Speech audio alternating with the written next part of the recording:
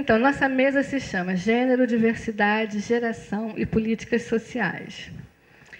Eu vou passar, então, a palavra para a Carla e aviso quando estiver faltando uns 5 minutinhos. Pode ser? Então, tá bom. Antes de mais nada, agradecendo a participação de todas, né, e a presença de vocês aqui. Bom, boa tarde. Em primeiro lugar, eu queria agradecer o convite. Né? É sempre muito produtivo, muito interessante estar aqui na UF, né? Nos vários momentos que a gente tem podido compartilhar. E também parabenizar os 10 anos do programa, dizendo que assim, eu acompanho, de alguma forma, o investimento que é feito aqui, a seriedade, o compromisso. Né? Eu acho que esse programa ele traz algumas características muito interessantes em relação à forma como acolhe as experiências profissionais como parte da reflexão acadêmica. Acho que o investimento também, né, na perspectiva interdisciplinar é uma marca, uma tônica desse programa. E eu acho que isso tudo só tem contribuído, né, para qualificar cada vez mais tanto a produção acadêmica no serviço social, como também a qualificação de profissionais, né, de assistentes sociais e pesquisadores e professores, enfim. Então, além disso, também, eu acho que um outro aspecto muito interessante do programa é a produção dos docentes, que só vem adensar essa perspectiva, essa preocupação com a diversidade, né, que é o tema que essa mesa, né, se propôs a discutir hoje. Né? Então, me foi encomendado, né, um balanço dos estudos de gênero, né, assim, a ousadia de um estado da arte. Foi assim que a Rita falou para mim. Eu falei, isso não vai dar para fazer. Mas então, na verdade, o que eu pretendo fazer é dar alguma contribuição no sentido dos desafios que envolvem as pesquisas que trabalham com gênero, né? Assim, partindo um pouco do pressuposto de que as pessoas aqui têm algum interesse com essa temática, vêm desenvolvendo pesquisas, trabalhando nessa área, e que desafios esses que estão relacionados a esse caminho que a área de gênero tem construído ao longo do tempo e que se evidencia nos debates contemporâneos, né, em relação aos estudos de gênero. Né? Na verdade, eu queria compartilhar com vocês algumas leituras que eu tenho feito, né, que, de forma alguma, pretendem esgotar ou ser um retrato fiel, né, do que se produziu ao longo do tempo, que seria uma tarefa impossível de fazer, pelo menos nesse momento para mim, enfim. E eu acho que também, porque a primeira lição que a gente aprende quando se envolve com os estudos de gênero é que é um campo de intensos debates, calorosas discussões, com perspectivas teóricas e filosóficas muito diversificadas, né? Então, muito variadas. Então, aquilo que, às vezes, para um público externo, o debate de gênero parece como um campo muito homogêneo, né? Muito coeso, na verdade, é extremamente diversificado, né? Então, eu acho que também expressa, eu acho que de alguma maneira está coerente com com o problema do gênero, né? Que eu acho que é uma questão que de alguma forma vai estar presente do que eu vou tratar mais adiante. Então, eu acho que eu poderia dizer assim que nós não somos um grupo tampouco coeso, né? Ou será que somos? Né? Acho que essa é a dúvida, é a questão que eu quero trazer para cá. Né? E aí, para começar, não poderia ser melhor a inspiração vinda do mais recente filme, eu não sei se vocês chegaram a ver, entrou em cartaz há pouco tempo. É um filme lançado pela diretora e atriz, né, Nadine Labaki, que chama E Agora, Para Onde Vamos? É uma coprodução Líbano, Egito, Itália e foi feita em 2011. Aí, como é um filme muito recente, apesar pode ter alguém que já tenha assistido, mas eu vou fazer um pouco o resumo, né, do filme. Então, num vilarejo libanês, cristãos e muçulmanos convivem pacificamente, isolados do resto do mundo, graças ao colapso providencial de uma ponte. Mas, de vez em quando, os ecos da guerra que recomeçou no país chegam a eles por meio de uma televisão improvisada. E as mulheres se reúnem em segredo para encontrar um modo de dissuadir os homens de quebrarem essa tênue possibilidade de diálogo que se instaura entre os dois grupos.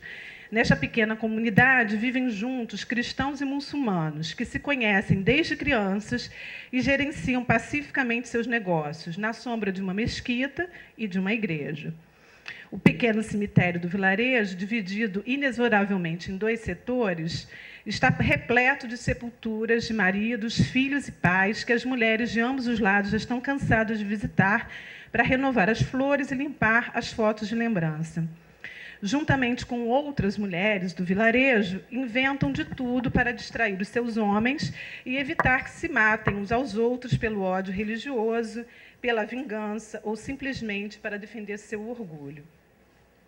Nessa fábula contemporânea, encontramos elementos férteis que nos ajudam a pensar a nossa experiência como sujeitos individuais e coletivos, aspectos que dominaram e dominam os dilemas e tensões no campo dos estudos de mulher e, posteriormente, de gênero, através dos tempos.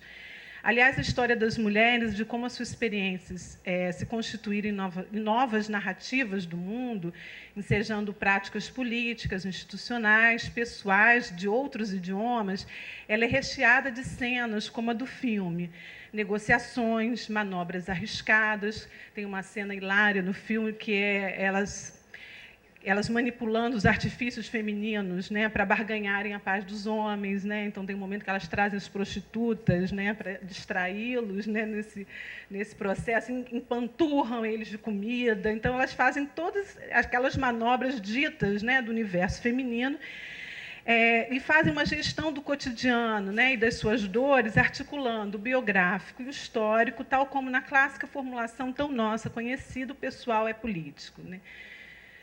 Mas 2 aspectos eu queria trazer para a nossa conversa, né? Um que diz respeito às fantasias, aí, entre aspas, fantasias das identidades, que é um termo que, por exemplo, a Henrietta Moore, né, uma antropóloga, discute, tem um texto em que ela trabalha com essa concepção, né? E outro que se refere à ideia de que o gênero favorece uma certa sororidade entre os sujeitos e, portanto, daí derivaria o seu enorme potencial político e transformador. Esses 2 elementos ressoam no debate atual de gênero, tanto no âmbito acadêmico como prático, né? Na perspectiva de que estamos num campo altamente diversificado, Gita Deber apresenta 3 aspectos que poderiam dar um substrato comum aos diferentes feminismos. Em primeiro lugar, a defesa da igualdade ou a oposição às formas de hierarquia entre os sexos, seja na defesa do direito à igualdade ou do direito à diferença. O segundo aspecto é o reconhecimento que a condição da mulher é socialmente construída e, portanto, possível de ser contestada e redefinida. E, por último, a identificação das mulheres como um grupo social oprimido e a luta pela libertação da condição de opressão. Entretanto, nenhum desses 3 eixos dão ao feminismo um caráter coeso. É preciso mencionar, né, as profundas rupturas trazidas à tona pela experiência das mulheres negras e lésbicas, que colocam em xeque os limites e os pressupostos em que se funda a construção de um coletivo de mulheres. Esse aspecto associado à teoria feminista da desconstrução abalou nossas certezas em torno desse sujeito mulheres. Ou melhor, como afirma Gita Deber, alimentou a suspensão da categoria mulher, iniciada pela exigência de diferenciação política dos movimentos sociais. Então, esse é, portanto, um dos aspectos centrais que tensionam o debate atual do gênero. Já no seu artigo, né, Onda, Rizoma e Sororidade, como metáforas, representações de mulheres dos feminismos, Paris, Rio de Janeiro, anos 70 e 80 do século XX, da Sueli Gomes Costa, já aparecem questões, né, ela aponta questões a problematizar nas produções sobre mulheres e feminismo, sugerindo a necessidade de voltar o foco das investigações para os indícios de resistência e contra-resistência femininas. Endossa, assim, a necessidade de refinar o olhar para as experiências tornadas invisíveis que atuam na construção da história. Grande parte dessa invisibilidade ocorre em função dos instrumentos e categorias de análise que utilizamos, em geral bastante enviesadas. Esse, aliás, tem sido um dos dilemas que acompanham o casamento, feminismo e estudos de mulheres de gênero ao longo do tempo, visto que pressupostos como a opressão feminina, a dominação masculina, o patriarcado carregaram os estudos do período de um conjunto de pressupostos que, se não paralisavam, tornavam inoperantes as pesquisas realizadas, porque não importavam as equações, todas chegavam aos mesmos resultados. De certo que, para enfrentar os diferentes etnocentrismos que nos povoam, é necessário um trabalho de ruptura. E uma delas diz respeito à metáfora da sororidade, que Sueli Gomes pôs-se a analisar, por exemplo, a partir das indicações de Cristeva nas experiências do Rio de Janeiro, promovidas no âmbito do que ficou conhecido como feminismo da área da saúde. Então, uma citação da Sueli, que é: sobre a simbologia da sororidade, conceberam-se conceitos sobre processos identitários naturalmente vividos pelas mulheres em suas relações entre si, moldados por sentimentos e sensibilidades, inclusive das mulheres feministas de diferentes tempos forjados, sobretudo na experiência da maternidade, vista como igual para todas. O que está posto aqui é a ideia de um pluralismo de mulheres, crítica acentuada pelas feministas francesas, que suspeitaram da sororidade como fundamento intrínseco do gênero, mas que foi, no entanto, pouco acionada nos debates do Brasil dos anos 80, como salienta Sueli. Nesse período, ao contrário, o ideal de sororidade é patente nos trabalhos e nas bases que fundamentam as principais iniciativas de políticas públicas voltadas para as mulheres na área da saúde, mas não somente. Em pesquisa realizada entre o final da década de 70 e meados de 80, a antropóloga Sueli Gomes produziu um trabalho dissonante para o período em termos dessa analítica das mulheres.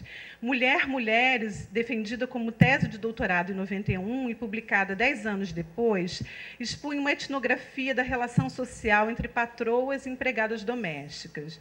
Além das inúmeras contribuições conceituais formuladas pela autora, tomando nota as revisões que ela faz em torno do conceito doméstico, dois aspectos fundamentais emergem do seu trabalho. E aí eu vou citar uma resenha que foi feita na Revista Brasileira de Ciências Sociais por Júlio Simões, em que ele diz o seguinte: na construção do objeto e da abordagem, Koffs parte da crítica às discussões feministas de inspiração marxista na década de 70, que buscavam explicar o trabalho doméstico assalariado a partir das noções de modo de produção doméstico, trabalho produtivo e improdutivo, exército industrial de reserva.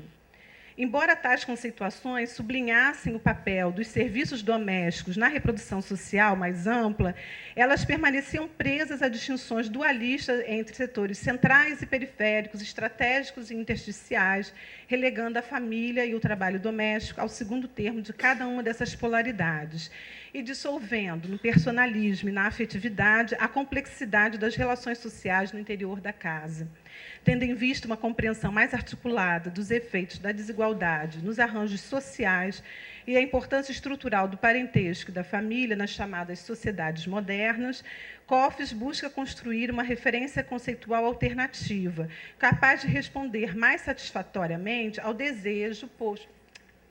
desafio posto pelo reconhecimento de que as relações de classe e trabalho são também sobrecodificadas pelas relações familiares e marcadas pelas distinções de gênero. O segundo aspecto que eu queria ressaltar dessa obra só vem corroborar aquilo que Sueli Costa e a Gita Deber sinalizam.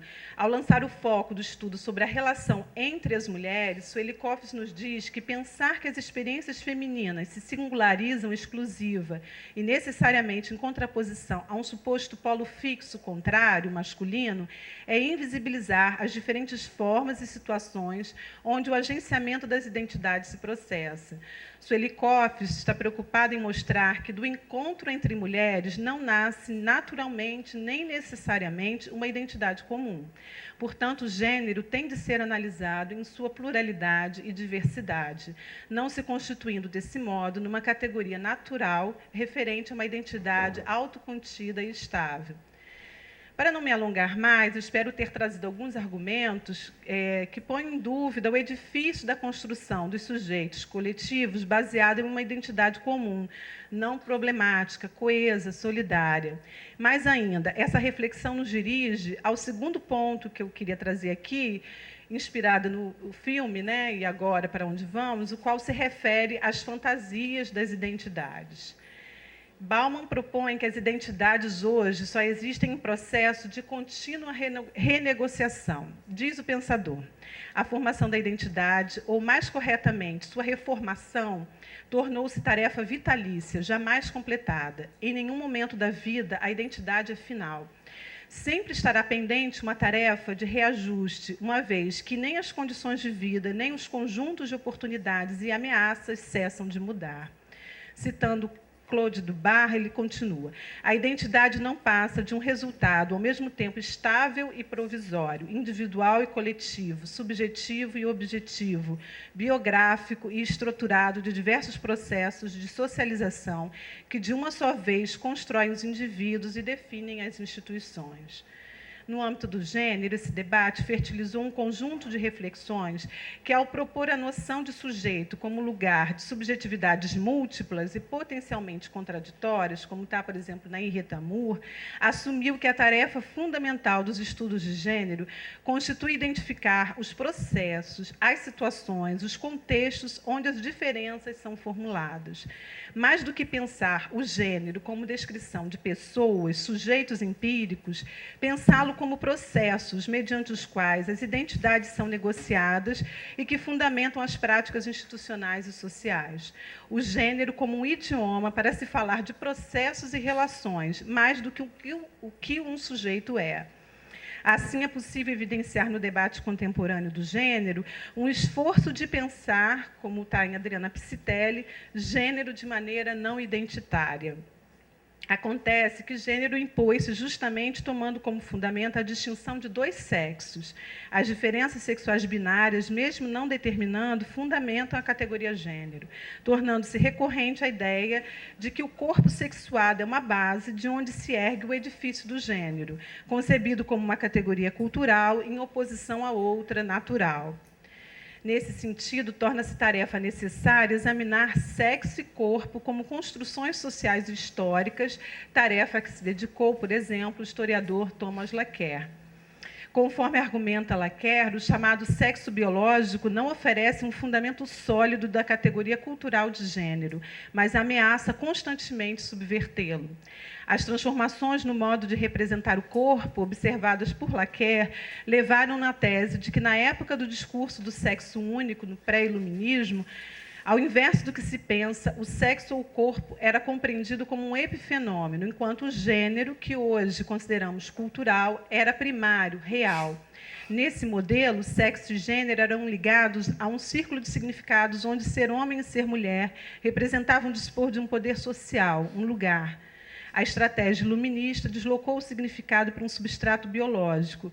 Laqueur argumenta que, antes do século XVII, o sexo era ainda uma categoria sociológica. Reconsiderando a questão acerca da relação direta e naturalizada estabelecida entre corpo e gênero, os estudos de Laqueur e Foucault mostram que, ao longo do tempo, o corpo e o sexo foram interpretados, inventados. O corpo não é algo fixo e estável, porém construído historicamente e sujeito, portanto, a novas narrativas. Esta produção discursiva não para. Estudos contemporâneos mostram que o corpo continua sendo modificado. E aí a gente poderia dar inúmeros exemplos, mas que, de toda forma, desarticulam e articulam-se formas de concebê-lo e regimes de produção de subjetividade e da ordem social. Além disso, se o corpo vem sendo esboçado ao longo do tempo histórico de distintas formas, os estudos antropológicos apontam que nem todas as culturas valorizam-no como fonte de produção de diferenças essenciais entre homens e mulheres. Fugindo dos esquemas que acentuam o gênero como definição do que alguém é, resta lidar com a pluralidade que atravessa as experiências dos sujeitos, sendo a tônica no debate atual a ideia da interseccionalidade, onde diferentes marcadores sociais se entrecruzam e potencializam a produção de distinções, diferenças e identidades. Cabe destacar que isto requer a produção de um conhecimento situado e contextualizado. A resolução proposta pelas mulheres do filme joga exatamente com essa consciência de que as identidades podem ser manipuladas, acionadas, invertidas, são, portanto, uma ficção nas mãos carregadas de intencionalidades. A eficácia dessa operação, em quem assiste, eu não vou contar o que acontece, porque é uma das cenas finais do filme, mas a eficácia dessa operação, pelo menos eu me senti assim, é expor o ridículo e o cômico, talvez trágico, né, na crença de que as identidades étnicas, religiosas, de gênero, raciais e outras tantas possam efetivamente falar do que um sujeito é e agrupar práticas de segregação, poder e exclusão. Do meu ponto de vista, constitui um desafio necessário operar com esse debate nas pesquisas e nas ações políticas e profissionais. Como o gênero concebido dessa forma me ajuda a pensar os sujeitos da minha pesquisa, como desvela processos e contextos onde se tecem e dinamizam diferenças e identidades. Do ponto de vista político feminista, desessencializar o conceito mulher e homem é problematizar concepções como universalidade da dominação masculina, e fazer isso, né, reacende críticas que apontam para o distanciamento entre as reflexões teóricas fundadas nessa perspectiva e o movimento político. Nesse sentido, Gita Deber acredita que a diferença possa fazer a diferença política, ao invés de enfraquecê-la. Trata-se de pensar a diversidade não como esvaziamento do agenciamento do grupo, do coletivo, mas como outra experiência, nova, a lidar com os novos desafios contemporâneos. Em E Agora, Para Onde Vamos, as mulheres dançam. É uma cena inicial do filme em que elas entram dançando. É muito bonita essa cena. As mulheres dançam, tomam a diferença não como desunião, mas como força. E resta indagar, elas se veem diferentes? Em que medida? Até onde? Diferenças não são abissais. É isso, obrigada.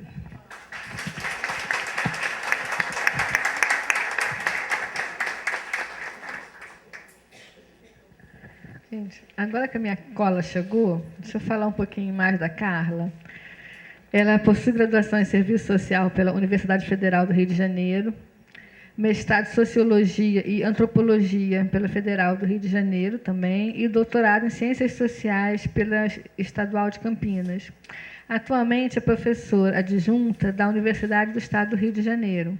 Tem experiências na área de serviço social, com ênfase em fundamentos do serviço social, atuando principalmente nos seguintes temas: serviço social, gênero, saúde, família e criança.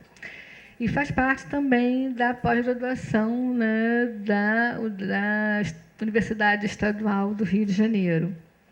E mais importante, ela também faz parte do nosso programa aqui já como é que se diz? Por costume, por tempo. Né?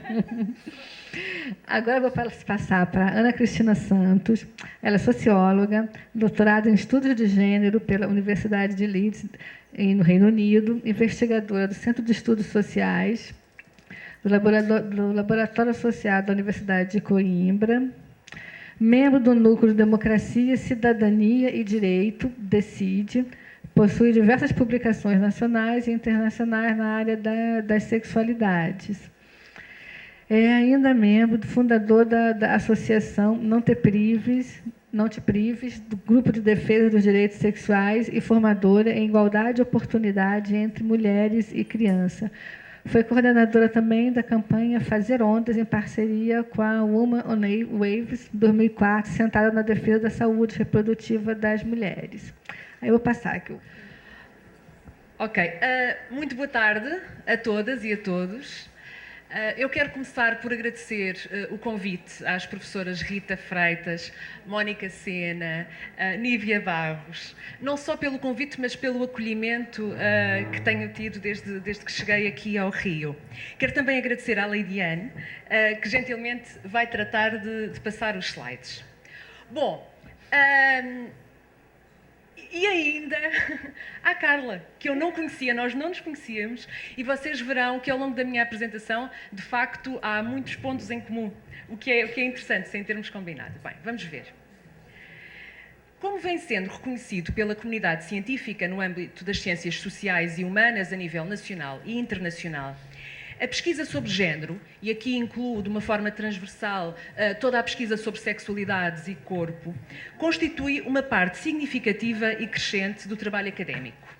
note-se, a propósito, a criação, em 2011, da secção temática sobre sexualidade e género, da Associação Portuguesa de Sociologia, ou ainda do Gender Study Group, por parte da Associação Britânica de Sociologia, também em 2011.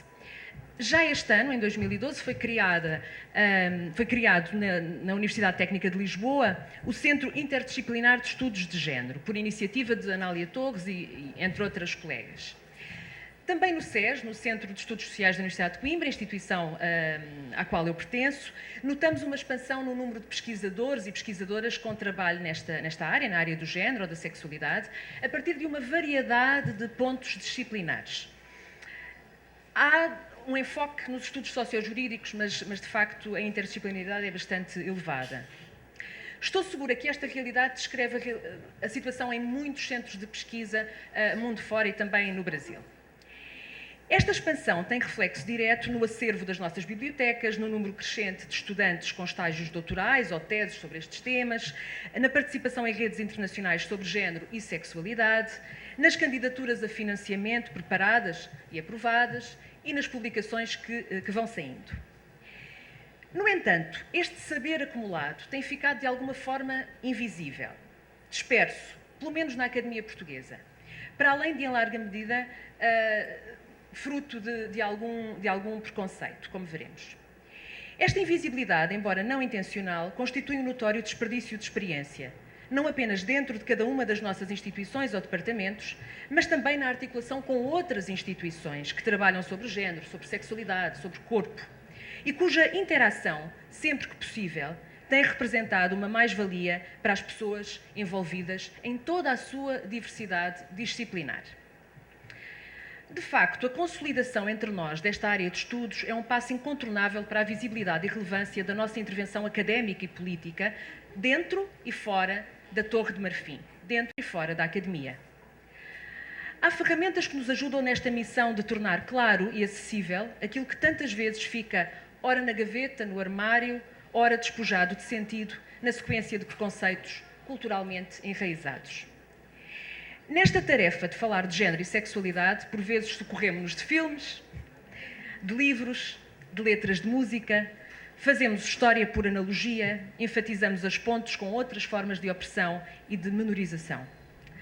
As ajudas visuais desempenham também um papel significativo, despertando curiosidade, gerando perplexidade, desafiando o status quo invariavelmente sexista, heterossexista e heteronormativo. Há umas semanas atrás enviaram-me esta imagem. Era uma imagem que se propunha a explicar género, sexo, orientação sexual para crianças. E não só. Não é? Tenho-a utilizado como ponto de partida, quebra-gelo, em sessões sobre género e sexualidade em escolas secundárias e universidades. Esta imagem, eu refiro-me à imagem de cima, mas a de baixo também resulta, mas está apenas parcialmente reproduzida no slide, é maior do que aquilo. Ilustra, ainda que de forma não intencional, muitas das dificuldades internas e externas, mas também de um grandioso potencial da área de estudos de género. Temos muitas dificuldades internas, e sabemo-lo. As dificuldades internas decorrem sobretudo de fragilidades teóricas, da ainda escassa formação na área, da falta de tradição de trabalhar em equipa, lendo, engajando criticamente com o trabalho que vai sendo publicado, de algum excesso de zelo na forma como protegemos as nossas instituições, do financiamento que não vem, da sobrecarga laboral que não nos deixa margem para pensar fora da caixinha e ter o arrojo de propor formas alternativas de estar na academia. Se para algumas de nós, e perdoem-me, mas eu vou falar no universal feminino só para compensar alguns desequilíbrios, se para algumas de nós, dizia, se trata de estudos feministas, para outras estudos sobre as mulheres, para outras ainda estudos de género, em comum temos seguramente um legado histórico e muito persistente chamado, tcharam, patriarcado. Socorrendo-me de Ana Gabriela Macedo e Ana Luísa Amaral, nesse importante contributo teórico em Portugal chamado Dicionário da Crítica Feminista, podemos falar de patriarcado enquanto sistema social nos seguintes termos. padronização das relações entre os dois sexos, garante continuidade e estabilidade a este sistema social, cujos valores e correspondente mentalidade dominante interpretam diferenças biológicas como diferenças em termos de capacidades, interesses legítimos e até valor humano. Não está fora de moda falar de patriarcado. Não está fora de moda enquanto houver desigualdade, menorização, hierarquização, invisibilidade, abuso, violência, ausência de direitos e discriminação relativa a tantas e tantas cidadãs e cidadãos em função da sua identidade de género, orientação sexual, orientação relacional. Pelo contrário, falar de patriarcado continua a ser pertinente, porventura hoje com uma pertinência redobrada, quando se assiste à fragilização galopante de direitos de cidadania íntima e reprodutiva, entre outros, mundo fora. Em situações de acentuado constrangimento socioeconómico, a tendência para a criação de prioridades traduz-se num agravamento das desigualdades que geram maior segregação. Desse processo circular em que o reconhecimento é repetidamente substituído pela invisibilidade, resultam custos graves para os direitos de cidadania e para a qualidade da democracia e da justiça social. Foi, de resto, o patriarcado que nos ensinou que a igualdade e o respeito pela diferença não eram, afinal, direitos garantidos, como deveriam sê-lo, mas antes conquistados através da chamada política dos pequenos passos, quase a medo, sempre sujeitos a retrocesso.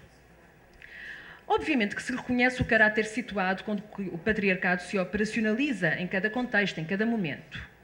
De igual forma, resistir ao patriarcado não significa reger-se por uma resposta de sentido único, de sentido universal. Se o patriarcado tem muitos rostos, a resistência desdobra-se, diverge aqui, converge mais adiante, multiplica-se. Muito para além da multiplicação de designações, estudos feministas, estudos sobre as mulheres, estudos de género e da própria diversidade polissémica inerente a cada um destes termos, em comum temos também a partilha de objetivos, mesmo que de ângulos distintos.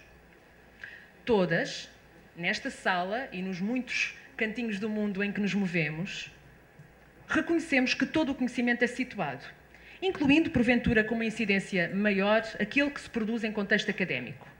Esta lição de que o conhecimento é situado, como sabem, foi-nos trazida pela tradição, pelos estudos feministas, mas também LGBT e queer, que demonstraram os enviesamentos inerentes à produção académica.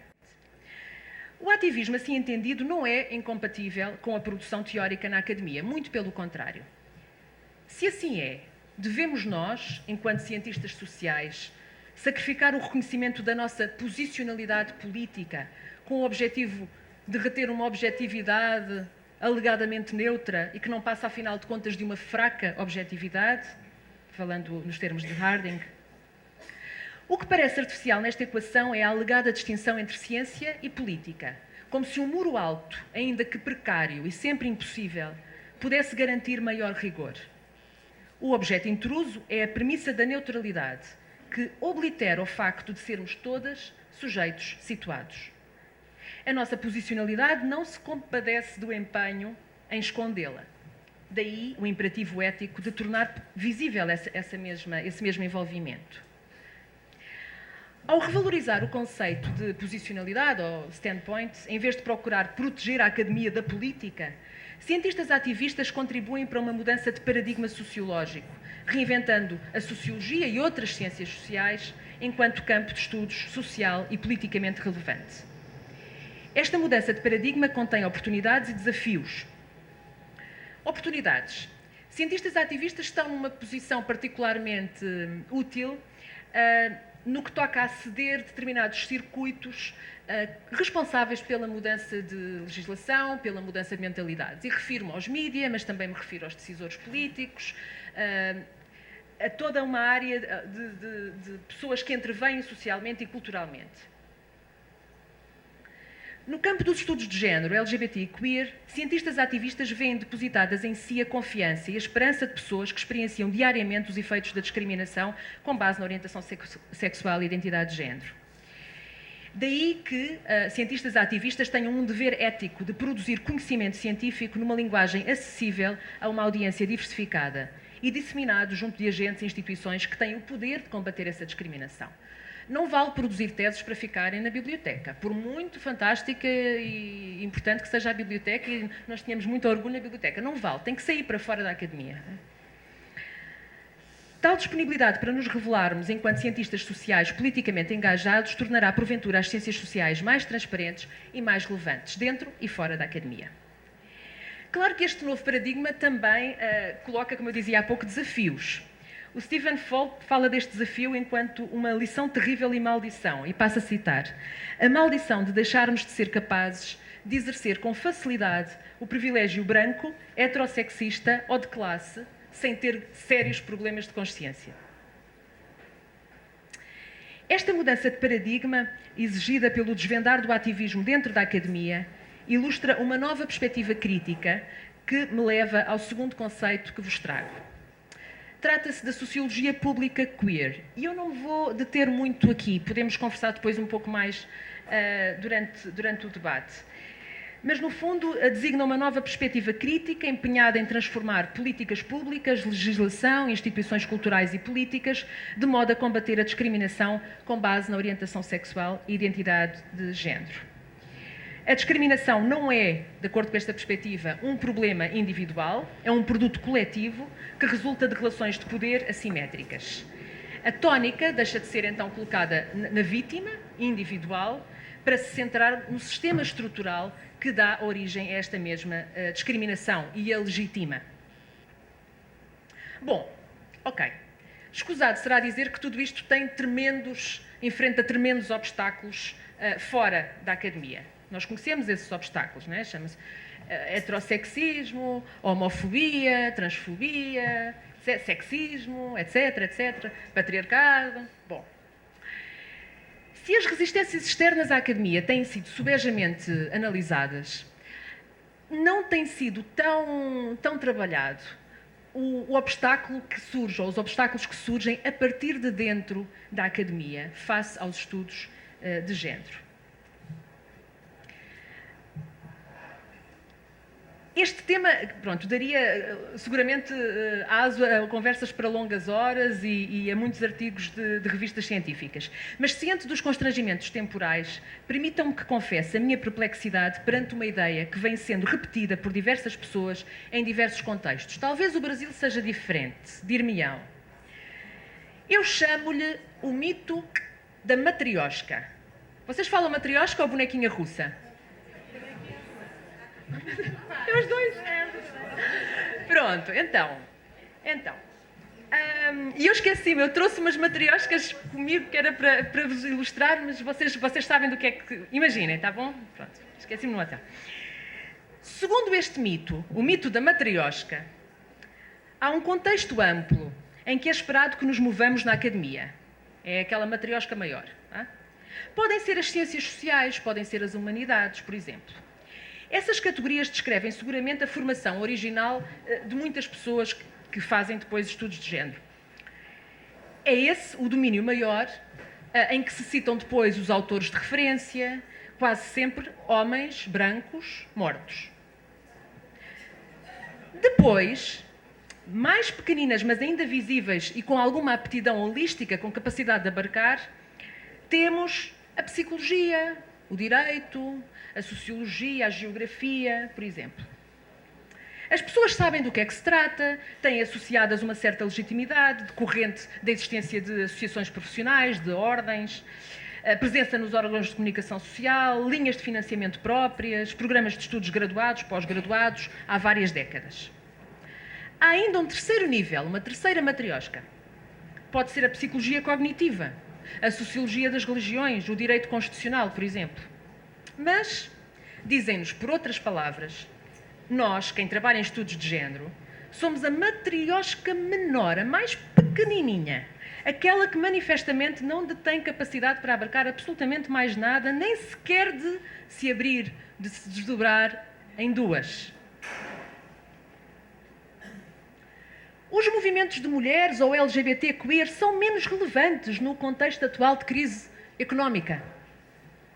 A análise feminista é muito ideológica, é quase panfletária. Género é uma dimensão importante, mas é conveniente abrir os interesses, falar de outras coisas. o género é um campo muito estreito, é um tema muito específico. Um campo estreito, específico, espanto, perplexidade, indignação. A gente respira fundo e percebe-se que se trata de um mito, mas um mito muito enraizado culturalmente, muito mais do que se esperaria, atendendo às mudanças sociais e culturais que conhecemos. Mas é um facto.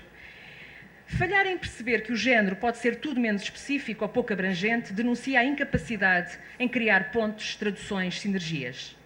Recusar aos estudos de género a sua importância histórica e contemporânea denota ainda uma manifesta ausência de disponibilidade para reconhecer.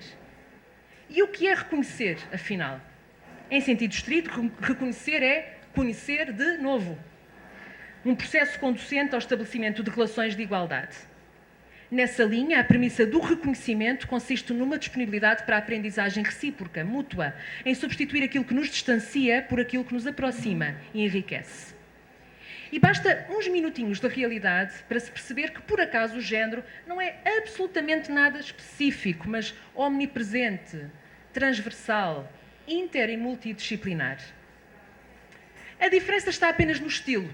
Nós não reclamamos a matriosca maior porque não nos revemos na tentação fácil de priorizar lutas ou agendas de pesquisa. Não acreditamos em fronteiras disciplinares insuperáveis. Sabemos por experiência que todos os conhecimentos são situados e, porventura, igualmente válidos. Por isso, abraçamos a interseccionalidade de que falava também a Carla. Sabemos também que fazer género nunca é apenas cumprir um desígnio profissional. Fazer género é muitas vezes fazer malabarismo, insistir, meter os pés no estribo, na parede, quase desesperar, recomeçar. Fazer género é sempre atirar uma pedra ao charco ou várias, tantas que nem se espera pelo acalmar dos círculos concêntricos. É no respingar da água para as margens, no contágio a outros elementos do lago, que está a possibilidade de gerar mudança. E esse contágio inclui alargar o nosso efeito multiplicador aos poderes que frequentemente criam obstáculos à mudança que visamos implementar. A mídia, a religião, a legislação, a política pública, às forças policiais, às escolas, mas também associações de bairro, associações de moradores, grupos recreativos, artistas, etc.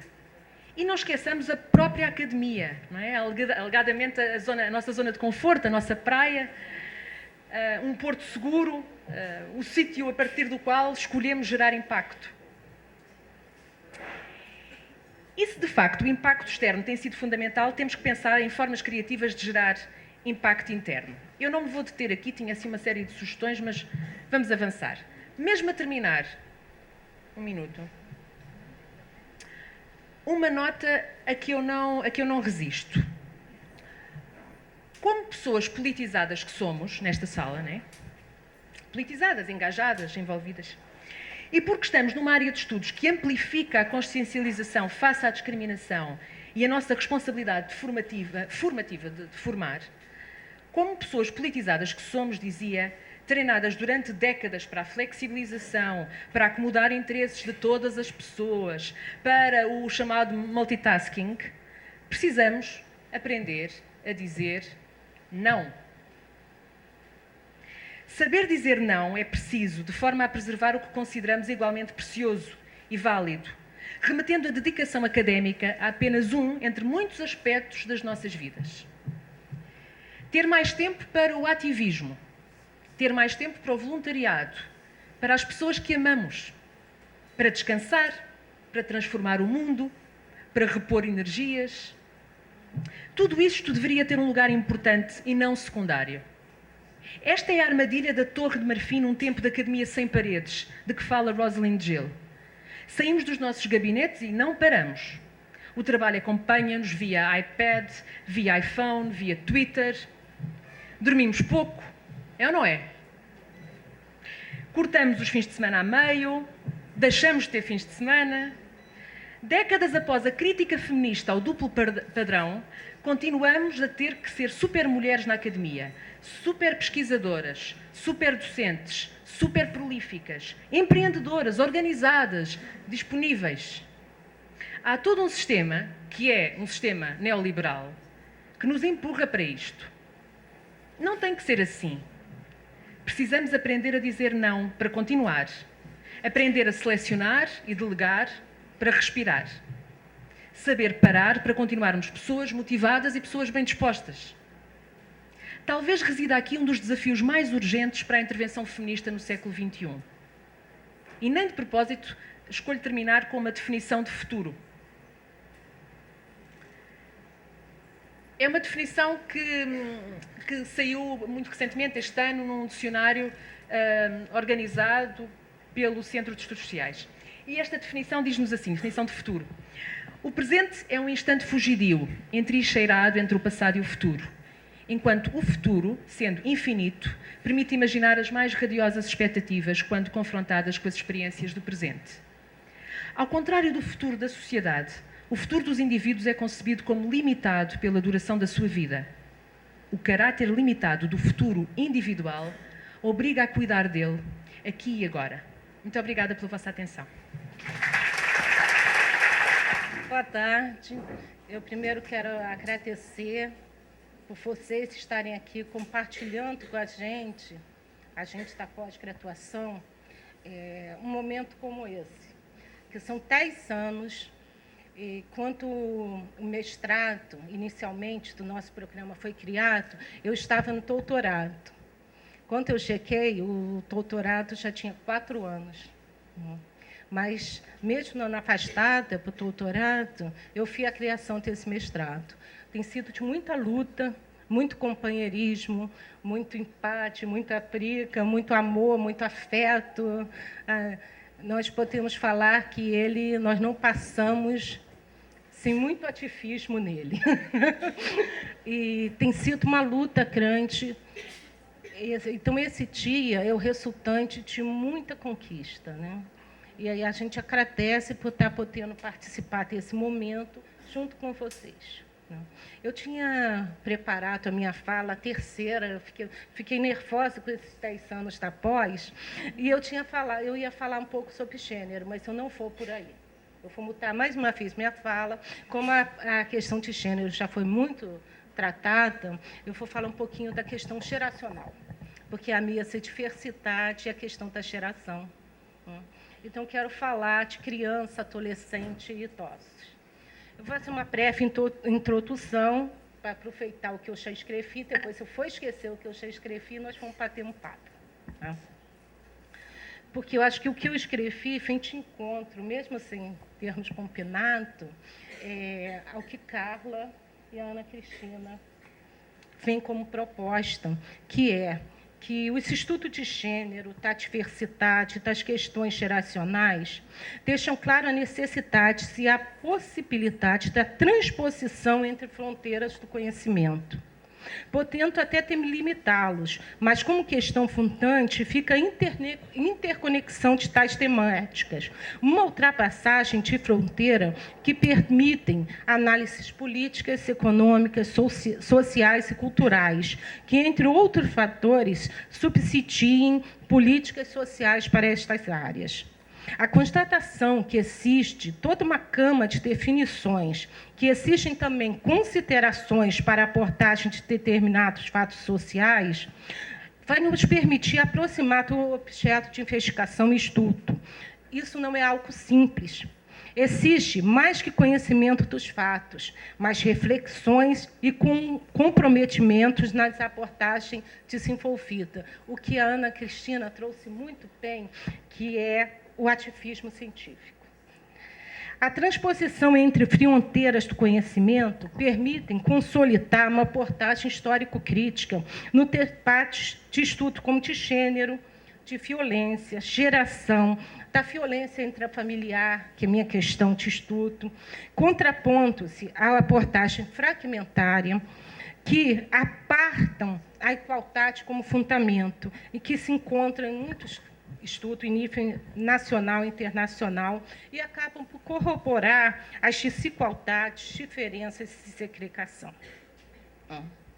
E quando a gente fala de estudo de gênero, das questões de geração e de diversidade, ela tem sido interligada a outras temáticas, constituintes, transversais e com demandas que encontram-se implicadas, como o abuso sexual, No caso de criança, adolescente, a questão da prostituição, tráfico de pessoas, violência contra mulheres, idosos, jovens, adolescentes, crianças.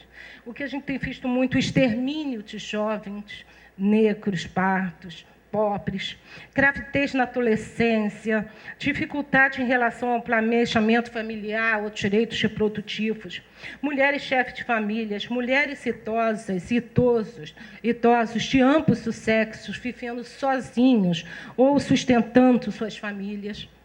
Nós vamos discutir isso mais detalhadamente. Discriminação no mundo do trabalho, assédio moral, assédio sexual, luta por cotas, ações afirmativas, a situação das prisões e, nos últimos estudos que eu tenho desenvolvido, as questões específicas das mulheres encarceradas, inserção mais enfática de jovens e mulheres no tráfico de entorpecentes, violência, discriminação, preconceito em relação a homossexuais, discriminação e violência racial, étnica, entre outros. Essas são algumas questões transversais e que aí eu acho que a questão para a gente refletir, que eu acho que vai ficar um bom material para a gente pensar nessas abordagens dentro desse ativismo científico. Mas falando da questão geracional, que eu vou deixar a questão de gênero, já foi discutida, nós temos uma questão que é essa.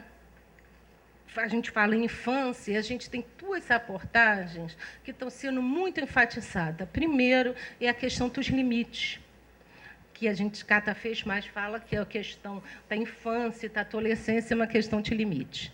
E aí eu vou pegar um autor, o Naratovsky, que ele fala que, na verdade, nós temos dois tipos de crianças, né? Entre outras diversidades, mas uma está hiperrealizada, e que é para essa criança que nós mesmos falamos dos limites. São aquela criança que tem acesso aos bens de consumo. Muitas vezes elas se tornam até meio tiranas, né? E é essa criança que a gente fala nas redes sociais, em que a gente imagina do que seja criança. E nós temos uma outra criança menos realizada, que a gente nem chama de criança nem de adolescente, e que ultimamente a gente tem tratado, hoje de manhã nós vimos muito, como os cracudos, como as crianças e adolescentes que têm que ser recolhidas, que podem ser exterminadas, né? E o grande índice de extermínio de criança, de adolescente entre 14 e 25 anos, adolescentes jovens, no Brasil, tem sido comparável a um grande genocídio, mas para esses meninos a gente passa sem o ativismo científico, vendo como um processo de uma sociedade em desenvolvimento. Essas questões, nós vamos pensando num encontro de gerações. Eu estava vendo ontem na televisão, se a gente pensar até na própria mídia, nós temos uma televisão que todos os canais abertos, agora de manhã, ou estão com programas evangélicos ou programa para dona de casas. Porque as crianças mais pobres, ou elas não teriam acesso, ou a gente nem pensa nelas, ou a gente já pensa na TV fechada, para quem tem alguns canais pagos, que aí elas vão ter programações direto e assistem. Mas os canais fechados, a gente já pensa numa sociedade de extremo consumo, em que você não vai priorizar aquela população que não estaria inserida no mercado de trabalho. E isso é tão grave porque nós temos aqui no Brasil uma ênfase muito grande em que a criança se torne adolescente precocemente. Então, quanto mais adolescente, mais rápido ela se tornar, mais consumidor ela é. Aí a gente fala assim, mas criança consome. Criança consome em épocas determinadas e dirigidas. O adolescente consome o tempo todo. Então, nós temos um culto a que essa criança se torne adolescente rápido, nunca mais saia dela. Aí nós temos um problema geracional, que é a questão corpo, hierarquia e envelhecimento. E aí fica toda uma dificuldade de uma sociedade que valoriza a adolescência e a juventude e não o idoso. O itosso ele passa a ser valorizado em determinadas camadas que hoje consomem e que ele também vai ter que assumir uma infantilização desse processo como sujeito consumidor. A gente vê os programas, muitos dos programas que tratam do idoso e tornam ele infantil, né? Como uma forma também dele consumir produtos e serviços, que seria essa juventude que tem que ser vista a qualquer jeito. Outro dia estavam me falando, eu tenho 60 anos, mas tenho alma de 30. Eu falei, então está retardado, né? Porque você imagina. Então, a gente nega a sabedoria que a gente poderia ter do amadurecimento, como se isso fosse algo que deu 30 anos que é valorizado. Por que eu não tenho 60 com a mentalidade de 60? Porque 60 seria negativo nessa sociedade. Então, eu tenho que, cada vez mais, ficar sempre jovem. E aí eu tenho que consumir. Outro dia eu estava olhando, eu estava fazendo uma brincadeira, mulheres de costas, na praia. Você não identifica mais uma coroa, né? Eu gosto de ser coroa. Eu falo, gente, eu lutei tanto para chegar aqui, como é que eu vou abrir mão disso? Mas a gente já não identifica, porque é um culto, essa juventude que tem que ser obrigatória. Como não ser jovem dentro desses patrões fosse algo condenável. Mesmo nos satifistas, que não incorporam essa como algo negativo. E a gente tem que pensar que projeto de sociedade é essa. O mal não está no envelhecimento, o mal está na cristalização, como a gente estava conversando antes, dos processos. Porque você pode ter idade que tiver, e isso está sendo fomentado com o amadurecimento, a memória e a saúde. Mas a saúde ela vem acompanhado também de um processo excludente. O que nós temos também é a ideia de um mundo que está envelhecendo, mas não envelhece com a mesma qualidade que é necessária. Então, nós estamos vendo um aumento de doenças do envelhecimento, de uma sociedade que envelhece, mas que pergunta sempre numa eterna juventude, que nem sempre é possível, que não vai ser possível, né? Eu, quando brinco assim, eu sou jovem, no Brasil nós costumamos falar que é a melhor idade, falo, que melhor idade? Meus joelhos doem. Né? E quando ontem, o Ian Costa, ele falando da questão de obesidade, do envelhecimento, que ele tem que vir acompanhado de uma questão preventiva, de acompanhamento, para que esse envelhecimento, esse processo seja feito com qualidade. Mas, para isso, também, se a gente nega, vamos todos imaginar que temos 30 anos, vai ser difícil a gente pensar nesse amadurecimento. Aí eu estava outro dia perguntando, aí se a gente pensa na Simone de Beauvoir, e ela pergunta assim, quem é aquela coroa que está do outro lado do espelho, Outro dia eu estava me pensando nisso, Eu estava vendo o meu rosto e falando assim, quem é aquela que está ali do outro lado do espelho? Porque, de vez em quando, é bom a gente pensar quem é aquela que está do lado do espelho. Aquela é uma mulher que está se construindo e que se constrói na luta e nos simpatos cotidianos. Não é mais adolescente, não tenho mais 30 anos, mas tenho 50, e como é que eu me constituo nesse processo de 50, que 50 não vai caminhar para os 30, vai caminhar para os 60, E como isso se coloca para manter a vitalidade sem uma eterna juventude que é tão proclamada. Por que você tem que ser jovem? Eu quero o espírito jovial, mas é claro que eu quero pensar no meu amadurecimento e como eu me coloco como sujeito dentro desse processo. Aí a gente vem nos sujeitos e aí a gente vai pensar no Brasil de uma extrema desigualdade social e como a gente pode se tornar ativista dentro desse processo, pensando nas questões de gênero, em que o corpo e aí a gente traz esses estudos que vem falado sobre o corpo, envelhecimento, e como esse corpo se torna mercadoria. Vou até falar o nome dela, esqueci. É que eu estou em público, eu esqueço. A Contemperc, Miriam Contemperc, que ela fala que no Brasil, mais que qualquer outros países, as pesquisas delas, isso aí já é o próprio excesso de senilidade. O corpo é uma grande mercadoria. É uma mercadoria em que tem jogos de interesse e que tem uma ênfase na segregação e na desigualdade. Né? E aí a gente costuma falar no discurso da diferença e no respeito à diferença, e eu fico pensando na universalidade. Né? Até que ponto... Claro que quando eu falo na diversidade, eu coloco como respeito à diversidade, mas o que eu espero na construção até de um ativismo científico é que nós tenhamos o discurso da igualdade, em que nós sejamos iguais, negros, mulheres, homens. Numa sociedade de consumo extremamente desigual, isso se torna utópico. Mas quem diz que a gente não luta pelas utopias? Quando eu vejo, e aí ontem eu estava preparando a fala, e ontem saiu no jornal O Globo uma pesquisa muito interessante da situação de jovens e adolescentes no Brasil. Eu gostaria de ler para vocês.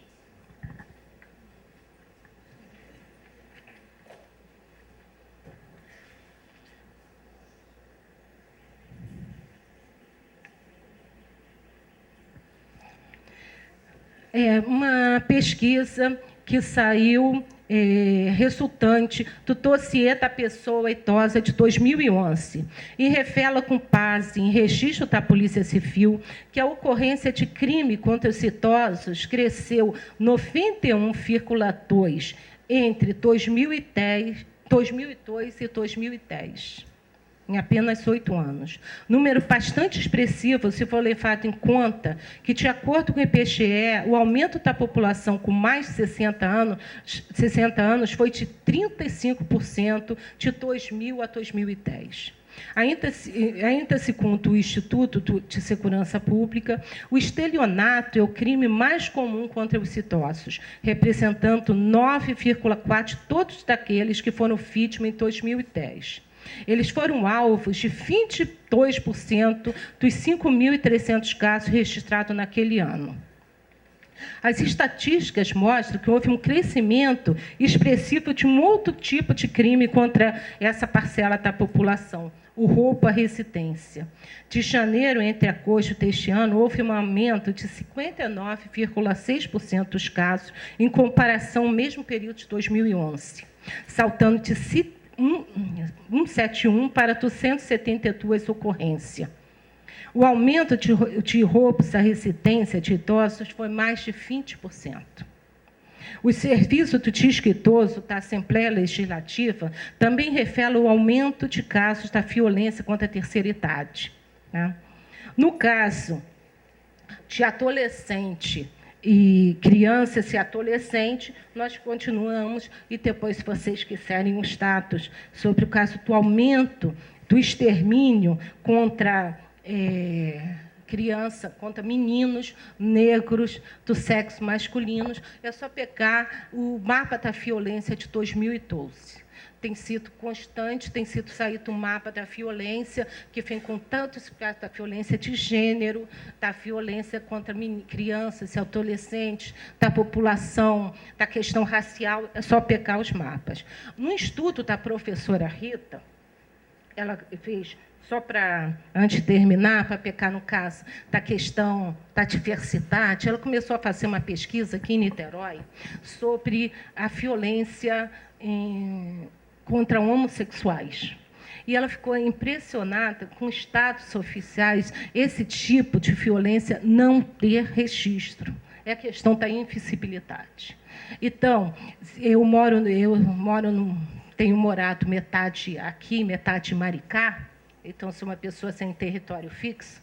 E lá em Maricá, eu tenho observado um grande índice de assassinato de jovens que não são notificados, não saem no jornal, e é tratado como pela população como algo natural, em que ocorre nesse município.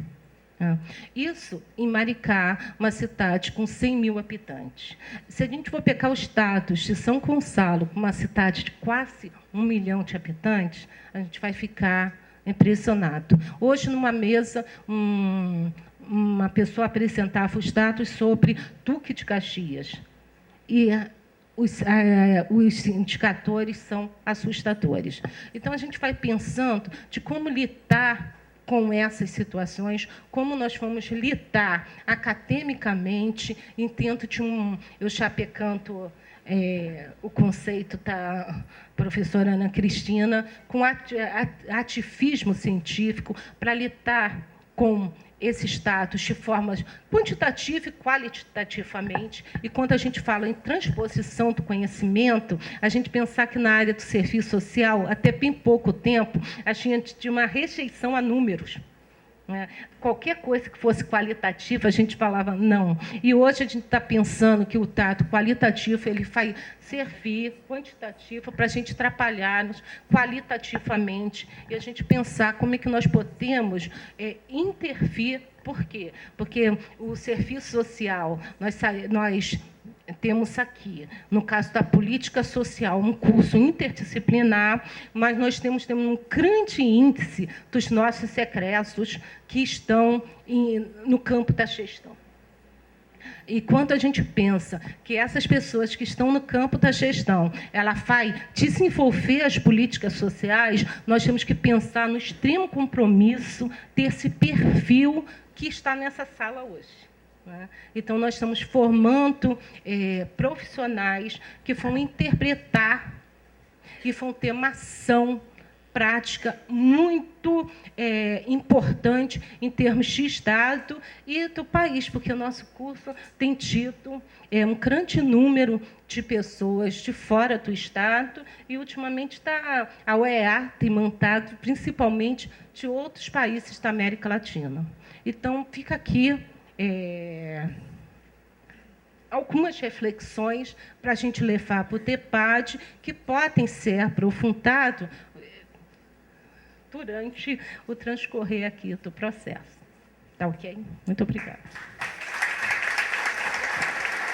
Bem, mais uma vez, agradecer a mesa. Acho que foi uma mesa muito boa, como eu já imaginava que seria, nada surpreendente.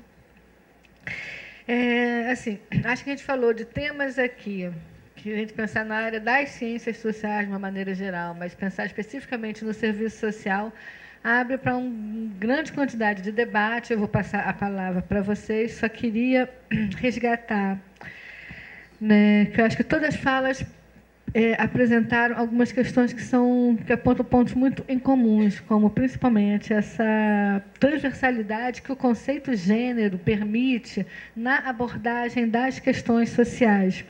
Eu acho que a gente fica aqui com duas perguntas, eu acho. Quem somos, né, quando a gente se olha no espelho, mas também, né, para onde vamos, é um pouco que a Carlinha também começou falando. Quem somos nós enquanto pesquisadores, que podem ser pesquisadoras e pesquisadores, enquanto brancos, negros, homossexuais, heterossexuais, idosos, jovens? Quem somos nós, sujeitos nessa história, que temos uma classe social definida, que podemos ser professores, alunos, gestores, ou tudo isso ao mesmo tempo? Né, que somos também mulheres que trabalham, que têm filhos, que são mães, mas que também são gestoras. Então, todas essas questões perpassam o cotidiano das famílias, que foi alguma coisa também que tem perpassado as nossas discussões aqui, né? Como é que se estabelece essas pseudo-novas famílias que nós hoje temos vivido, com esses novos papéis vivenciados por homens, mulheres, crianças. Então, assim, para nossa, acho que para nossa área de interesse, essas questões, inclusive se pensar enquanto um gestor, e eu acho que a questão do ativismo, eu acho que é importante, porque acho que existe uma grande crítica em relação ao militantismo, que eu acho que tem que ser feita. se for só um militantismo, pelo militantismo, mas também o que fazer com a produção do nosso conhecimento. E aí eu volto a lembrar do velho Marx: vai ser dada a crítica roedora dos ratos ou vai sair das estantes, prateleiras e adentrar nas ruas? Acho que essa é uma dimensão. Acho que uma outra questão que perpassou aqui e que tem perpassou alguns grupos de trabalho é essa discussão entre a diferença, né, e, ao mesmo tempo, ou melhor, as várias diferenças e a construção de um projeto coletivo. Como é que a gente constrói um projeto em meio a tantas identidades possíveis? Então, esses são alguns temas que eu acho que a gente pode, né, começar a discutir. Eu vou passar a palavra para a plateia. Olá, boa tarde. Parabenizo a mesa pela fala. A possibilidade para mim aqui é ímpar. Já conversei até com a professora Rita. Eu não sou daqui do Rio de Janeiro, eu sou do Núcleo da Mulher da Defensoria Pública em São Paulo. E, professora Rita, eu estou encantada, né? Muito angustiada com direito. Eu vim aqui na percepção de que eu poderia ver uma janela diferente, sobretudo para o entendimento de gênero. Nós atuamos no combate ao enfrentamento à violência doméstica e, lamentavelmente, os operadores e os aplicadores do direito não têm a menor percepção do que se diz categoria gênero. Isso, para nós, tem nos causado uma angústia muito grande. A minha pergunta, então, vai ser nessa linha. Eu vou fazer uma pergunta para a mesa, tá? Se vocês me permitem, né? Então, vamos lá, né? Como dialogar com o nosso sistema de justiça no âmbito do enfrentamento à violência, um olhar sobre gênero que não seja simplesmente a judicialização do conflito? Obrigada. Bom, eu acho que é um tema assim, complexo, né? Até porque envolve... Acredito que os operadores do direito tem que ser um diálogo, né, com esses atores para se pensar essas saídas. Mas quando você estava falando isso, eu ultimamente tenho ouvido algumas falas vindas do direito, e aí são percepções bem distintas que eu sou leiga, né, externa a esse campo, mas que tem me surpreendido até positivamente em alguns momentos, né? E hoje, quando a gente estava escutando os trabalhos da manhã, isso também foi uma questão que apareceu tanto no debate da nova lei da adoção, como onde aparece, por exemplo, uma nova interpretação desse comportamento das mulheres que entregam as crianças para adoção, não vistas mais como criminosas, né? Mas, às vezes parece que o direito está mais à frente do que efetivamente, culturalmente, as pessoas. Porque, nesse caso específico, a gente sabe que ainda existe um processo de culpabilização muito grande da mulher, né? Ainda existe uma perspectiva de abandono e de culpabilização dessa mulher que abre mão da maternidade. Então, ali eu ouvi e falei assim, nossa, o direito foi lá na frente, né? Assim, agora a sociedade vai ter que se trabalhar para incorporar, ou de alguma forma. Então, também no campo da reprodução assistida, né, eu tenho lido algumas coisas, acompanhado alguns eventos, e uma coisa que apareceu no direito da família é uma fala muito recorrente sobre a ideia da visão de paternidade como uma coisa que não necessariamente inscrita, por exemplo, no biológico, né? Então, isso para mim foi uma surpresa, porque a minha leitura leiga era que no judiciário você vai pensar essa ideia da família e do parentesco pela construção biológica, né? Os testes de DNA estão aí reforçando isso. E eu ouvi falas de muitos advogados e juízes, né, numa perspectiva de pensar essa relação afetiva, essa construção social que tem se dado, né, em torno do cuidado da infância, que não necessariamente passa por que seria tradicionalmente o caminho. Então, eu acho que é um campo que tem, assim, em alguns momentos está muito atrás mesmo, né? Assim, acho que tem esse processo que você fala da judicialização, ou uma perspectiva ainda muito, talvez, identitária do gênero, não sei bem. Mas, enfim, eu acho que é um campo que tem mostrado assim, algumas permeabilidades e, às vezes, até fomentado um pouco esse avanço. Então, acho que a gente tem algumas contradições aí, né? Agora, sem dúvida, eu acho que o sistema de justiça, acho que a Nívia pode até falar melhor disso, mas que é um braço importantíssimo em todo esse processo de mudança social, né, de luta pelos direitos, né, ainda que muitas vezes a sociedade não esteja exatamente em sintonia, né, mas eu acho que ainda é um campo que a gente precisa ficar muito atento e investir enormemente, né. A minha experiência com violência intrafamiliar, eu tenho assessoria nesse campo, em termos de universidade. Eu vejo que aqui em Niterói, hoje, nesse programa, nós temos vários operadores do direito. Hoje, nós temos alguns alunos que vieram do direito procurar parceria justamente para repensar até seu fazer profissional. Então, outro dia já foi outro professor conversando sobre isso, essa procura do pessoal, das pessoas advogados, e nós sempre temos muitos advogados aqui, procurando repensar e levar uma outra visão para o seu campo de estudo. Uma coisa muito interessante foi que, quando nós começamos a formar a rede, aqui, uma rede paralela, uma rede de pessoas profissionais que trabalham com a questão da violência intrafamiliar, foi para repensar a questão da violência de outra forma, que não fosse só culpabilizar as famílias, nem tornar tudo uma questão jurídica. E desse programa nós já capacitamos vários dos membros dessa rede. O Ministério Público já veio para cá para o mestrado, saiu daqui formando, e hoje está procuradores defendendo e pensando numa visão de não judicialização, membros dessa rede. Então, a gente também transformar que a academia tem esse compromisso de repensar as questões de gênero, a questão da judicialização das relações, que não está passando só muito na área da saúde. Nós temos hoje uma dissertação de mestrado que discute a judicialização dentro dos tribunais, né? Outra que está discutindo na questão da saúde. Eu acho que um dos caminhos é a gente não fazer esse sapinho encastelado. É a gente ter compromisso de levar isso, todas essas discussões para a sociedade. Né? Eu acho que é um dos caminhos. E o outro caminho não se muda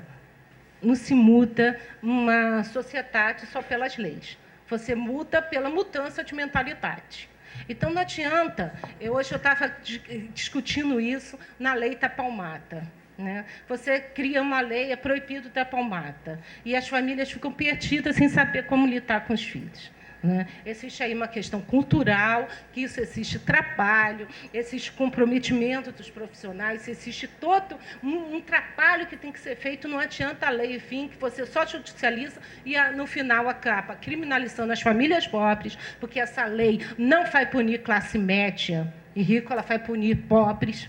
Né? Então, nós temos uma série de ações que a gente já sabe para onde vai parar. Né? Então, a gente tem que parar um tempo e começar a pensar. Outro dia eu estava numa ação pensando e falando assim, vamos parar tudo e discutir o que é limite. O que é limite quando uma mãe de uma comunidade fala, partir para a polícia não bater. E a gente vendo que o menino está subindo o morro e ela vai e bate. Essa mulher, ela não pode ser tratada como outra que bateu no filho, mas no final ela bateu também. Então, a gente vai ter que parar e vai ter que pensar nesse caráter punitivo e no caráter educativo. E eu acho que o momento está mais do que atual, a gente pensar nessas ações socioeducativas e em comparação com as ações puramente punitivas. Não digo que é fácil, mas é um trabalho que a gente tem que se comprometer de fazer.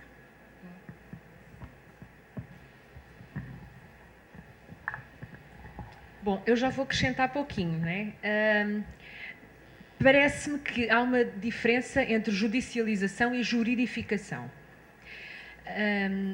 A experiência em Portugal, em termos dos movimentos sociais de mulheres e lésbicas, gays, bissexuais, transgênero, vou chamar LGBT, não há um grande investimento na judicialização, ou seja, no acompanhamento de casos individuais a tribunal, levar casos a tribunal.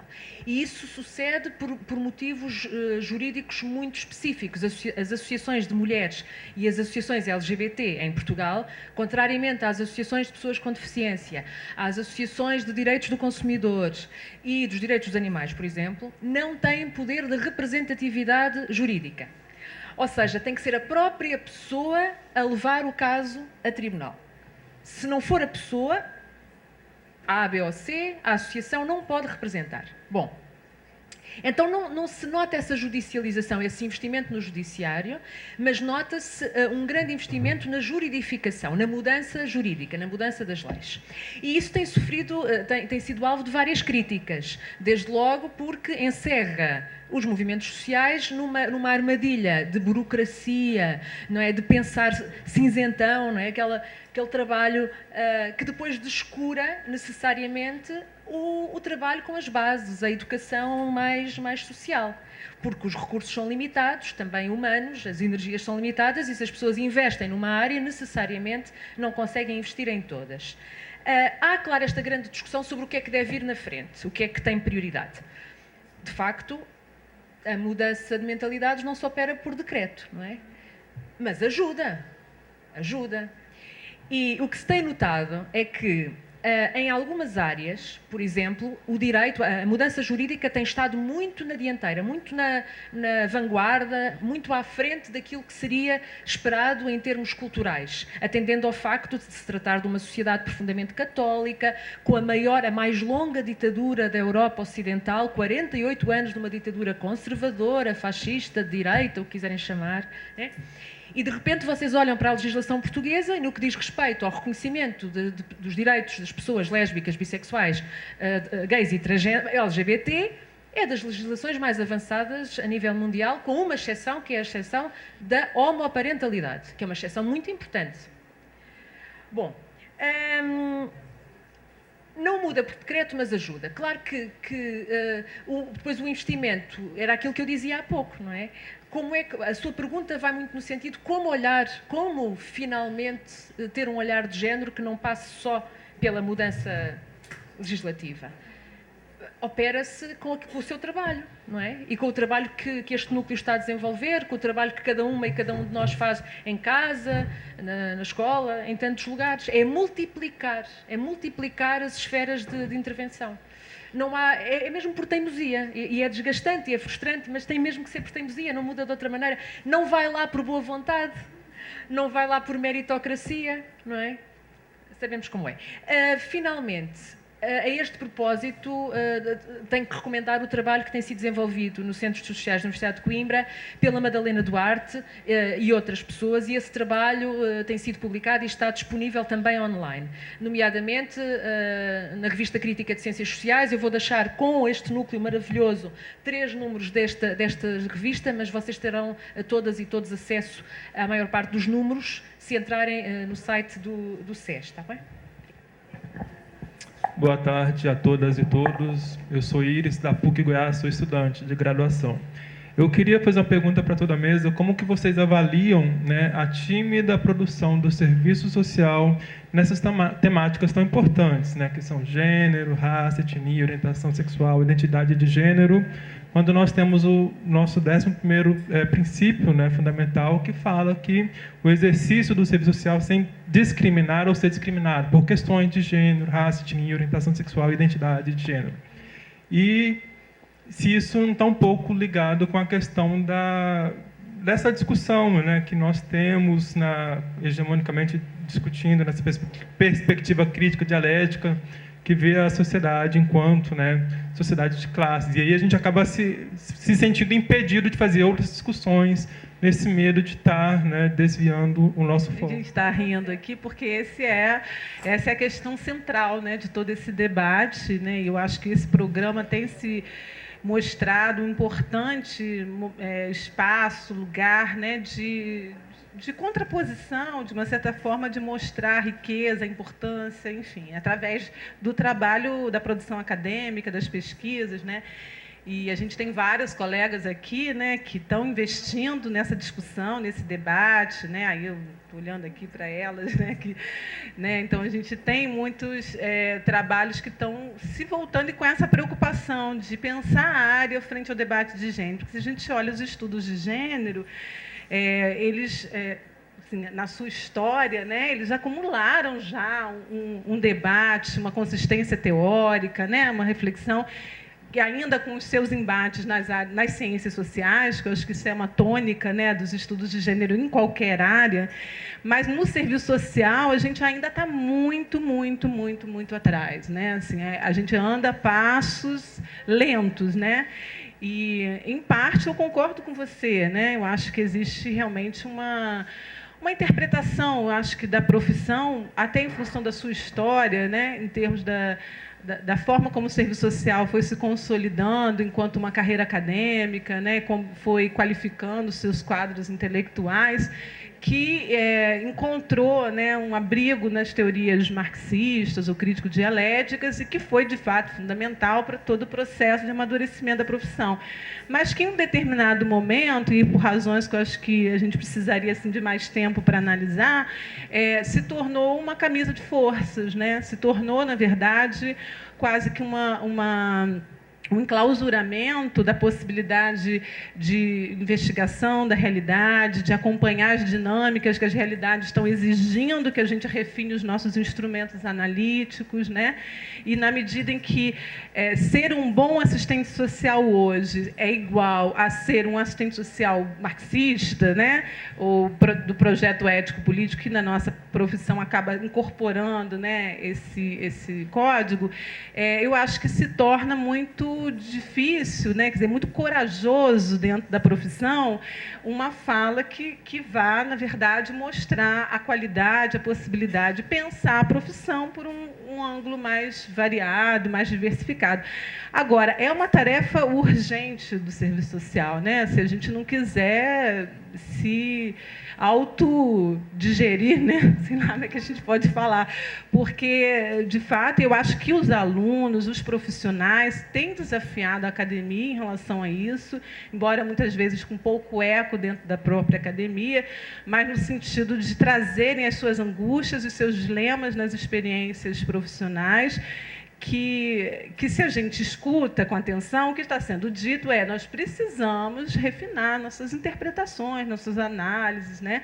O que não significa necessariamente uma migração do campo do marxismo para outro campo teórico de forma alguma, até porque é um campo muito amplo, né? E a gente sabe que dentro dessa perspectiva a gente tem análises culturais, a gente tem a investigação de processos micro e macro, quer dizer, é também um dado olhar, né, a partir da teoria crítica, né, que eu acho que também acabou ainda reduzindo mais esse horizonte, né, do campo que a gente pode dizer dessa teoria crítica, né? Então fica um medo. Eu acho que nós passamos, eu acho que 25 anos, 30 anos, não é muito em termos de história, por um período de pressão política que criou todo um medo do que fosse fragmentar a questão social. E, com isso, um campo como o de gênero, ele está ainda muito timidamente, mesmo com toda a produção na questão de gênero, no serviço social ainda é uma questão tímida. Porque enfrentar e quebrar paradigmas é muito complicado e paga-se um preço por isso, né? Algumas professoras que estão aqui sentiram isso na pele, como é que é ser pioneira de um estudo dentro de uma categoria que tinha uma visão do marxismo, e aí a gente acha interessante, porque Marx ele fez uma boa interlocução entre sociologia, economia, né? E nem por isso era ecletismo e nem fragmentava a questão social, mas nós ficamos com esse medo. E aí a gente tem avançado. Hoje eu vejo a professora Lucy trabalhando com a questão da religião. Há um tempo atrás era até impensável a gente discutir uma questão como essa, dentro do serviço social, que não fosse pensar em que isso estaria sendo um retrocesso. E você pode pensar isso de formas críticas, mas eu acho que algumas pessoas vão pagando presa de ser pioneiro dentro de alguns debates que se fazem importantes, né? Hoje, aqui na escola, que é considerada uma escola com fiéis marxistas, hoje nós temos uma disciplina obrigatória de gênero e a questão social. E foi uma luta até se tornar... A única, né? Das universidades. Tem essa. E é obrigatória. E não dá para dizer que a UF não é uma escola de um fiéis marxista. Mas isso aí é uma luta e são conquistas que você vai tendo. E os pioneiros vão pagando o preço disso, né? E aí a gente discute que na atividade social do trabalho, uma das questões ligadas ao patriarcado, e aí você tem todo um debate. Mas esse vai sendo um trabalho que aí você é taxado de pós-moderno, que no Brasil você é pós-moderno no xingamento, sabe? E aí tem uma outra, até você... Agora, poucas pessoas se permitem a fazer esse papel. Entra no ativismo científico que você paga um preço por isso, né? Agora, eu espero que a gente nós tenhamos aberto caminho para que vocês que vão se substituir a gente nesse encontro geracional não entrem nesses embates, né? Já entrem com outra perspectiva para a universidade. Triste quanto eu vejo as pessoas mais jovens com os discursos, aí eu chamo de cristalização, né? Que já chegam na universidade com um pensamento totalmente pronto, né? Cristalizado, fechado. Eu espero que vocês... Eu já estou aqui, eu tenho 30 anos de UF. Vou ficar algum tempo mais. Não vão se livrar de mim, mas poderia me aposentar. Aí eu vejo as pessoas mais novas, falo, gente, eu já discuti isso há 20 anos atrás, mas vamos ter paciência histórica e construir uma outra forma de aportagem. Eu espero, quando eu for em Goiás, que você esteja dando uma aula numa universidade e você esteja lá. Eu fecho assim, que serviço social legal na produção. Sueli. Eu vou falar do ativismo, achei ótima a tua proposta, acho que ela vai pegar, né?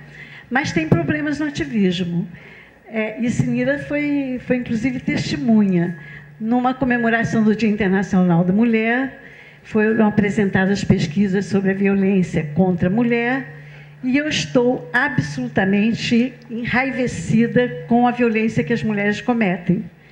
Isso foi no Teatro da UF, eu levantei e perguntei, e a violência que as mulheres cometem? Aí uma ativista clássica, famosa, muito amiga, chegou na ponta do palco e disse, Sueli, hoje não é dia de tratar desse assunto.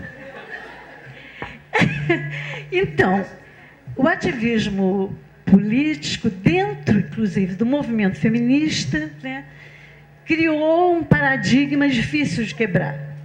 E as mulheres quebram muitas pernas de criança, estão aí as emergências hospitalares mostrando isso. Quer dizer, as mulheres cometem violência e essa oposição, a mulher vítima e o homem algoz, ela tem plantado o silêncio a respeito das performances femininas nesse âmbito sagrado da família. Então, eu acho que esse é um desafio, né? E nós não temos pesquisa sobre a violência que as mulheres cometem. É isso. Sueli, super obrigada, porque eu estava morta de vontade de dizer uma coisa e não tinha tido oportunidade. E agora... Em primeiro lugar, uma distinção importante em termos linguísticos. Quando eu dizia há pouco, na minha intervenção, nós somos todas ou todos todas pessoas politizadas, politizado é obviamente diferente de partidarizado. Eu não estou a falar de partidos políticos, estou a falar de politizado no sentido de engajamento público, envolvimento com causas, tá? Pronto. E claro que o ativismo levanta várias questões, a Rita também já tinha tocado um pouco isso. e que decorrem também da paixão e dos legados históricos e do contexto. Bom, em relação, o que eu queria dizer há pouco tinha a ver com as mulheres e a violência. Claro que está completamente ultrapassado esse modelo dicotómico em que a mulher é sempre a vítima, invariavelmente, e o homem é sempre o agressor.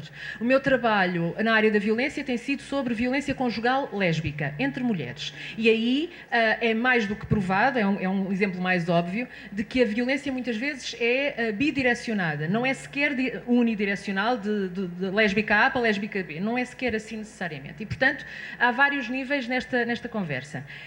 Mas eu queria também responder, eu não percebi o seu nome. Ides. Então, eu queria também responder à sua pergunta com uma história. E perguntei à Rita se tinha tempo, mas é rapidinho. Vocês conhecem a história dos macaquinhos num laboratório e dos jatos de água? Todo mundo conhece? Quem não conhece? Para eu perceber se vou contar, desculpa. Então, rapidamente. Havia um grupo de cientistas, tá? Que colocou 5 macacos num laboratório e ficou observando.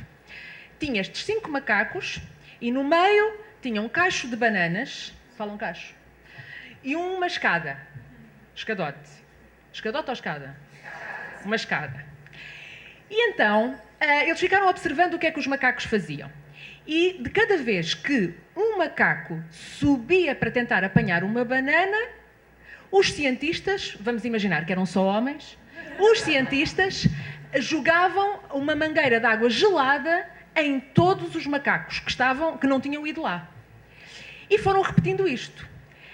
Passado algum tempo, o que é que os macacos começaram a fazer? Começaram a dar uma sova cada vez que algum se atrevia a tentar apanhar uma banana. Porque já sabiam o que é que iam acontecer. Iam apanhar todos com uma água gelada em cima. Bom, passou-se mais algum tempo e os cientistas decidiram começar a substituir os macacos. Substituíram um macaco e puseram de lado a história da chuveirada, da mangueira com água fria. Já não faziam isso. Punham as bananinhas, punham a escada, substituíram um dos macacos do grupo original por outro que nunca tinha apanhado com água em cima, tá? Nem sabia dessa história. Esse macaco não sabia nada dessa história, não estava habituado. Quando viu a banana lá e a escada, o que é que ele fez? Foi a correr tentar apanhar a banana. Os outros, com medo, deram-lhe uma surra, uma sova. Os cientistas substituíram o segundo macaco por outro que nunca tinha apanhado com água em cima. E assim sucessivamente. Até que no final da experiência, os 5 macacos que ficaram no laboratório já não eram os 5 macacos originais. Nenhum deles tinha apanhado alguma vez com água em cima.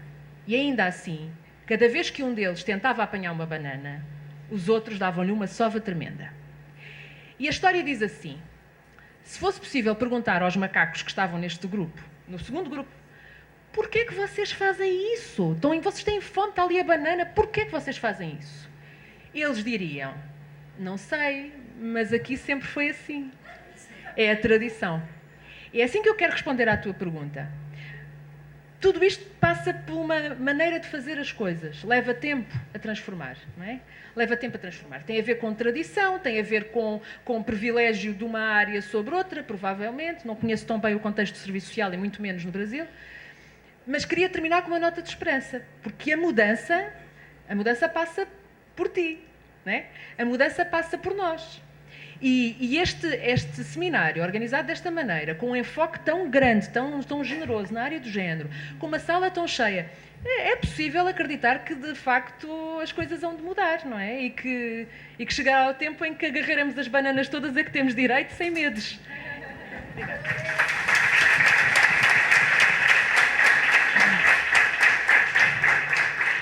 Deixa eu falar só uma coisinha. Que ele perguntou sobre gênero, mas também sobre raça, etnia, geração. E, assim, só para dar um informezinho, assim, eu acho que hoje a gente tem, já em termos de Brasil, alguns lugares que já começa a discussão de gênero, que a gente já avançamos um pouco mais perto das bananinhas nesse sentido. Se eu penso em relação à raça, etnia, a gente ainda tem muito mais passos para dar, porque se hoje aqui nós temos duas disciplinas obrigatórias, uma de gênero e outra de famílias, a gente não tem ainda nenhuma que é lei, mas pela tradição do serviço social, nós não conseguimos aqui barganhar. E isso contando com a ajuda de alunos também, né? É isso que eu ia falar agora, pela tradição quando teve uma tentativa de discussão curricular aqui e que houve uma proposta de unir gênero e família numa disciplina só, quem barganhou, quem conquistou que essa disciplina continuasse em dois momentos, em duas disciplinas, foram os próprios alunos. Quer dizer, isso mostra, né, alunos que já estavam no estágio, que já tinham feito, que perceberam a importância disso. E é um pouco isso que a gente está falando aqui. Eu acho que quando nos anos 70, final dos anos 70, início de 80, essa nova tradição tomou lugar no serviço social, como historicamente isso acontece, veio de uma forma muito bruta, muito destronando um certo pensamento e tentando se colocar, se fixar. E hoje você tem, ou dentro mesmo desse campo, você começa a ter outros pensamentos já numa luta política, que, apesar dos pesares, conseguiu fazer esse mestrado, apesar dos pesares, conseguiu já estamos conseguindo inserir algumas disciplinas que antes não fariam. Quer dizer, eu acho que há uma luta política, acadêmica, ideológica presente. Isso aqui é disputa de campo, é disputa de dinheiro, é disputa de espaço, é disputa de poder.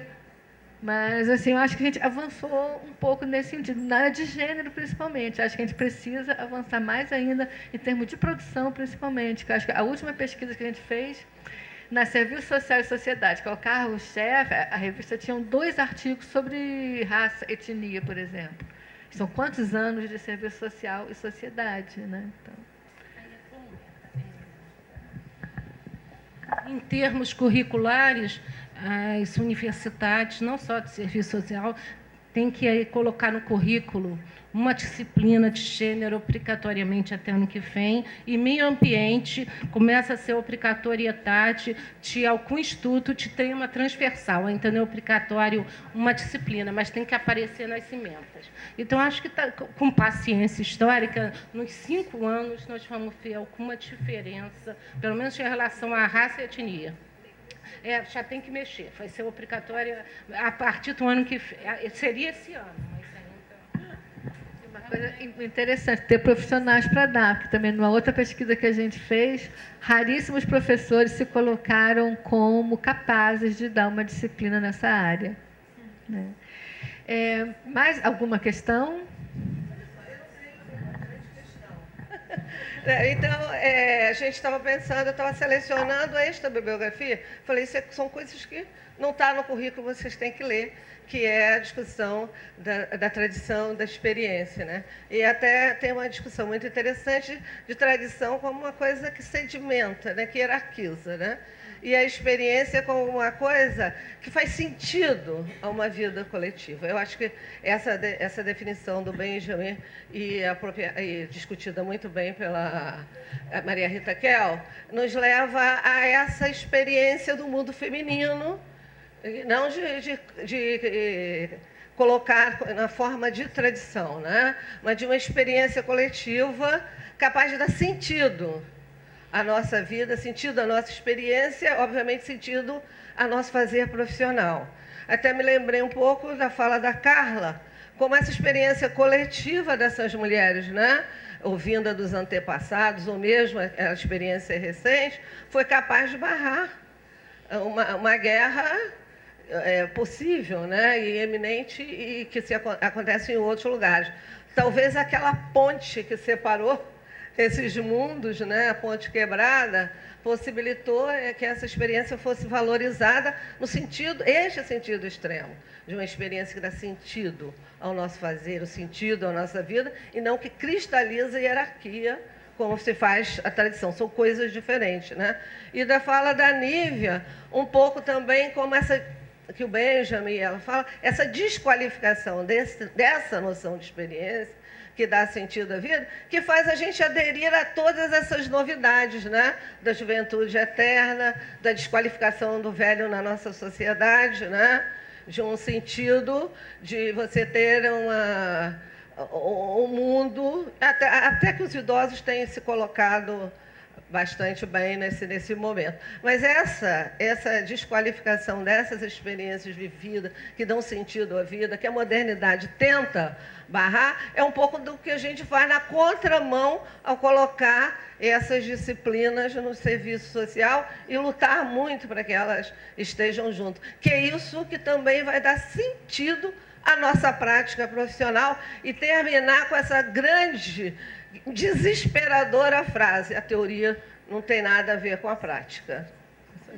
Gente, boa tarde.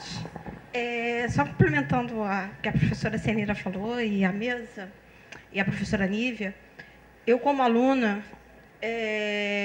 não consigo ver na formação do serviço social a gente não ter essas duas disciplinas, gênero e família, principalmente quando a gente entra no estágio. Eu passei pela experiência de não ter gênero e começar estágio.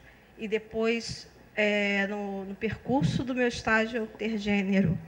Isso mudou a minha forma de ver o dia a dia, a prática, e que ela realmente não está descolada à teoria da prática. Você vê isso quando você começa a ter a disciplina de gênero e família.